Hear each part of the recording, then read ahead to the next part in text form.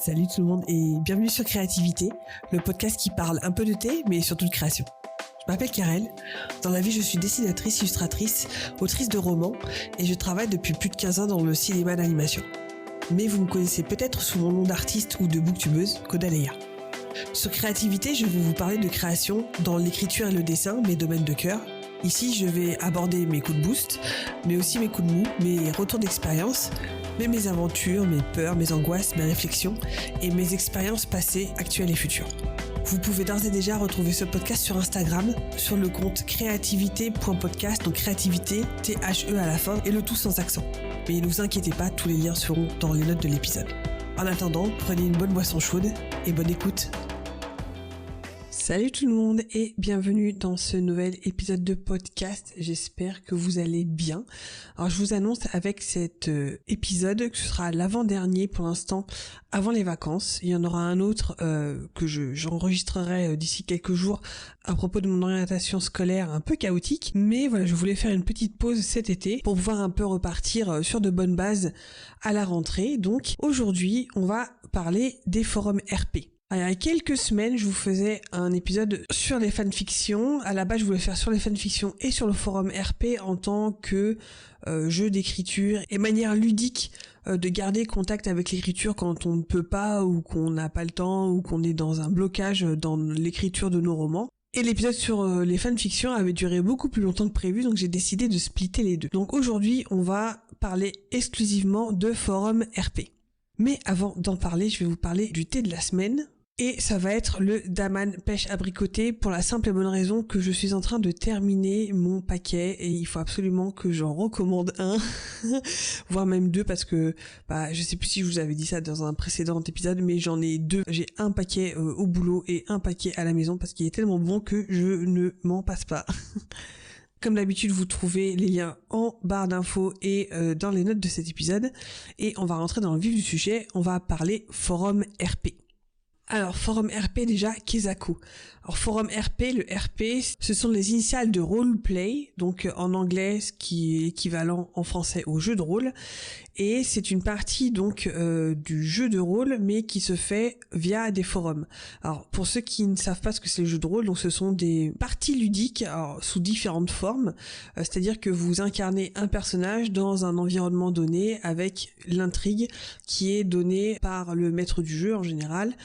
Et donc vous développez tout le background de ce personnage et vous réagissez en temps réel donc à tout ce que vous envoie le maître du jeu si vous voulez. Et donc vous avez plusieurs types de jeux de rôle différents. Je pense que le plus connu c'est le jeu de rôle sur table, c'est-à-dire vraiment le truc de base genre Donjons et Dragons, etc. Donc vous mettez une bande de potes 4-5 autour d'une table avec vos fiches de personnages, vos dés, vous voyez les dés avec les 50 000 faces là voilà, et vous passez une bonne soirée à rigoler, à manger des pizzas et donc à avoir des aventures vraiment rocambolesques en général. Donc ça c'est vraiment la partie sans doute la plus commune on va dire. Vous avez les GN, les grandeurs nature, c'est-à-dire que là vous incarnez le personnage en réalité, donc en grandeur nature. En général vous faites vos costumes, vous créez vos personnages avec le background et vous interprétez le personnage en vrai.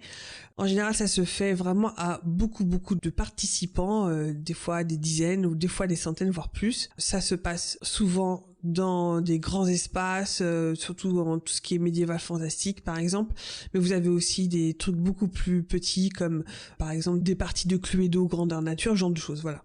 Et donc vous avez le forum RP qui pour ce type de jeu de rôle est plus littéraire puisque ça se fait via des forums, c'est-à-dire que ce sont des sites internet où vous allez interagir avec d'autres personnes par le biais de messages qui vont se répondre les uns les autres. Il y a des cas de RP textuels sur d'autres plateformes de type MSN, je sais que j'ai des amis qui faisaient du RP via MSN ou par Skype ou même par Twitter. Moi personnellement j'en ai jamais fait, je me suis vraiment cantonnée aux jeux de rôle sur table et aux jeux de rôle donc via forum. Et donc en général les forums RP, les jeux de rôle par forum vont s'organiser autour d'un univers commun, donc vous avez envie de jouer dans un univers déjà préexistant, ce qui rejoint un petit peu l'univers de la fanfic.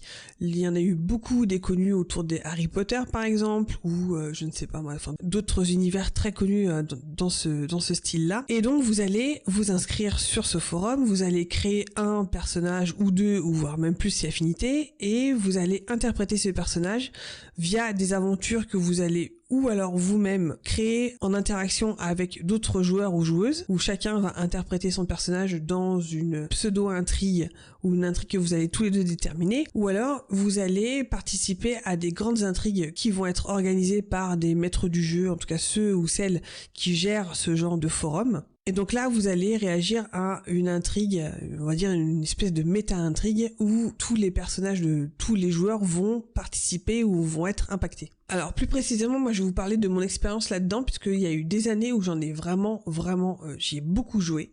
J'y ai beaucoup joué en même temps, j'ai pas multiplié non plus les sites, les forums sur lesquels j'ai joué. Il y a essentiellement 2 fandoms dans lesquels j'ai joué. Alors il y a eu le fandom de Harry Potter à l'époque, et c'était un forum qui était assez particulier puisque c'était pas... Il y a des forums RP où vous jouez des élèves à Poudlard, etc. ou alors peut-être à Beauxbatons, ce genre de choses.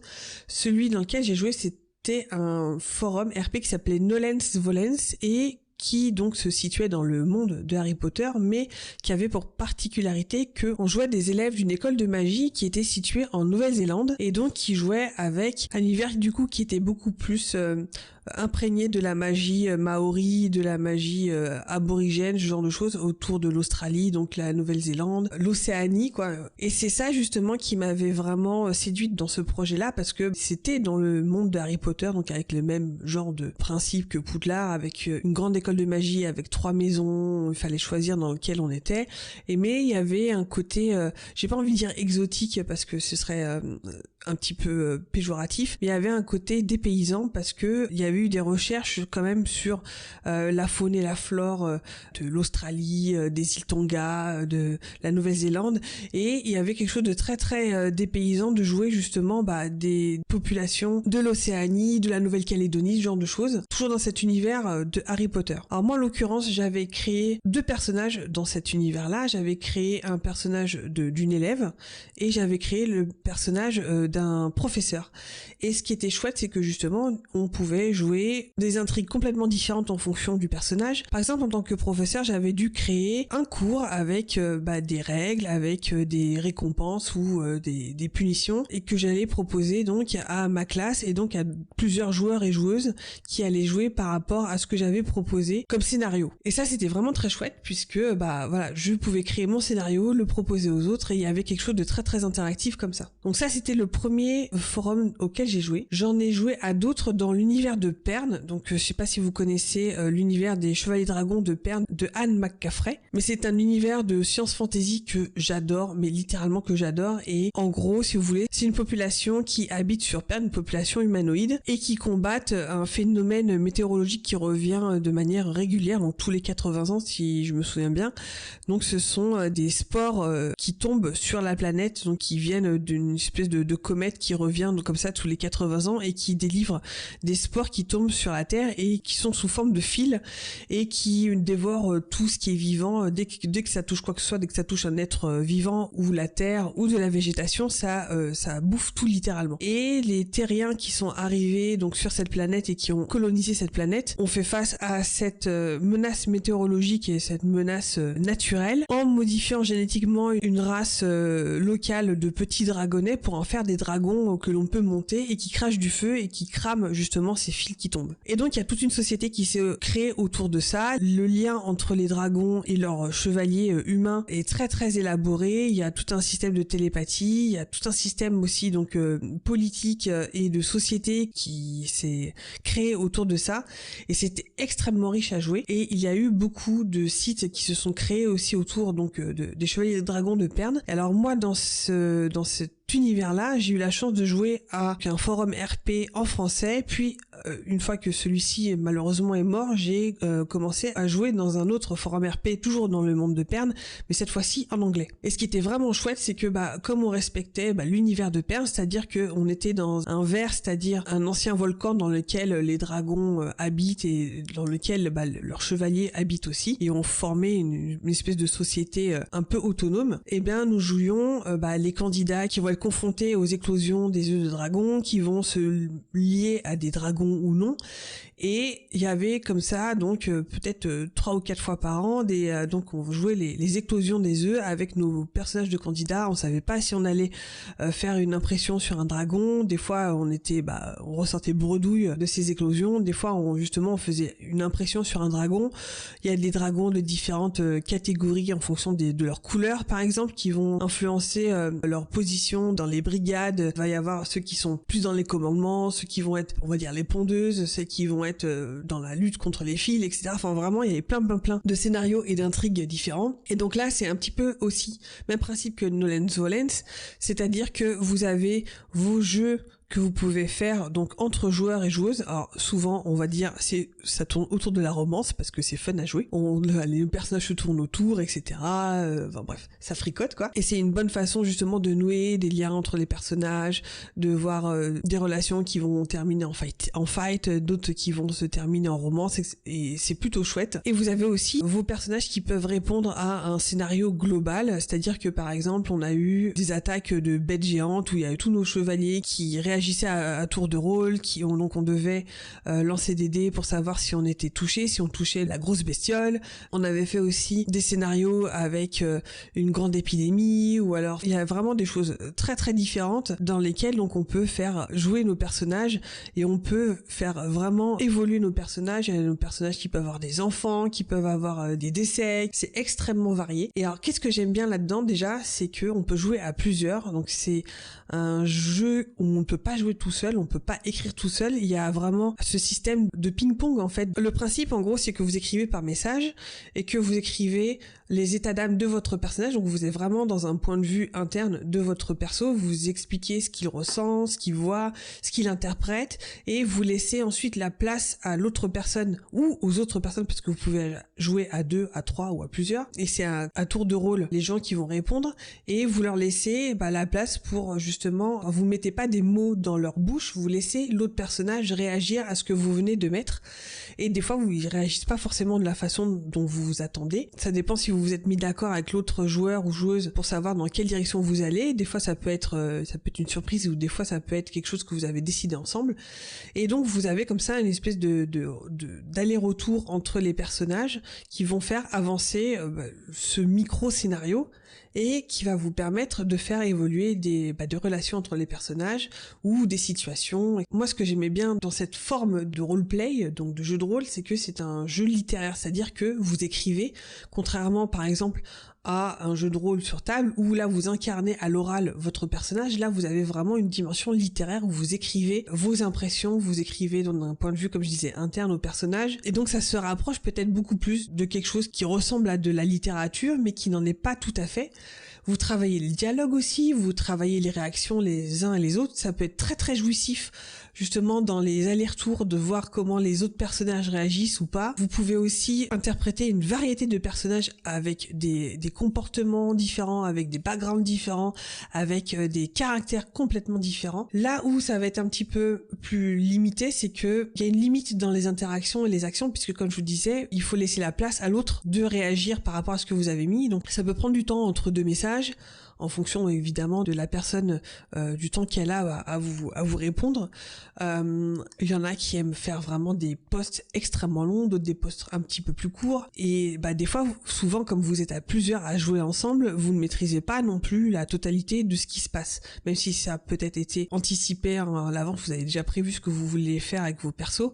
Il peut y avoir des choses qui s'improvisent et qui changent complètement justement la donne dans ce qui s'est passé et dans ce que vous avez prévu. Et la difficulté que j'ai eue, c'était notamment sur le forum RP Pern qui était en anglais. C'est que j'ai adoré jouer sur ce forum-là, mais la difficulté de jouer en anglais, c'était que ça me demandait un effort supplémentaire de préparer mon post tout en anglais, c'est-à-dire que je me confrontais à mes limites en termes de vocabulaire, à mes limites en termes de grammaire, à mes limites en termes de connaissances aussi de ce monde-là en anglais. Mais il y avait vraiment une très bonne ambiance, les gens étaient heureux de jouer tous ensemble, etc. Ce sont des groupes de personnes où il y a des fois des petits clans, les gens aiment bien jouer ensemble, et des fois c'est un petit peu difficile, surtout quand le groupe a l'habitude de jouer depuis longtemps, d'essayer de se raccrocher et de s'intégrer, mais en général ça se passe quand même très bien. Et en tout cas sur Pern, j'ai jamais eu trop le problème pour m'intégrer et pour trouver des camarades de jeu. Alors je vous parlais évidemment de forums RP qui se passent dans des fandoms déjà préexistants, mais vous avez aussi par exemple, donc je vous renvoie vers l'épisode de Maeva Catalano, donc dans son podcast Toss a Coin to Your Writer, donc elle a fait un épisode, c'est l'épisode 27 que j'ai sous les yeux, donc qui parle de RP et d'écriture collaborative avec Marie Magro. Je vous mettrai le lien dans les notes de cet épisode, où elle explique aussi justement elle, son expérience du forum RP, et elle notamment c'était dans un forum RP qui était dans un univers contemporain, dans un univers de fac américaine, de campus américain. Donc vous incarnez des jeunes bacheliers, enfin des jeunes qui sortent de lycée et qui rentrent dans la vie universitaire. Donc là vous avez un univers qui est beaucoup plus contemporain, où il n'y a pas des histoires de magie, etc. Et vous avez des personnages, on va dire entre guillemets normaux, qui vont réagir à des scénarios classiques dans un univers contemporain de nos jours, mais même si ça se passe, ça peut se passer en France, ça peut se passer aux États-Unis. Donc vous avez vraiment des univers et des environnements complètement différents. Je vous encourage aussi donc à tester, parce que c'est vraiment une expérience vraiment très très chouette, à essayer peut-être de trouver un univers et un forum qui vous parle bien. Donc ça peut être donc comme de l'heroic fantasy, ça peut être donc comme je vous disais du contemporain, vraiment ce qui vous colle vous et ce qui va vous correspondre vous.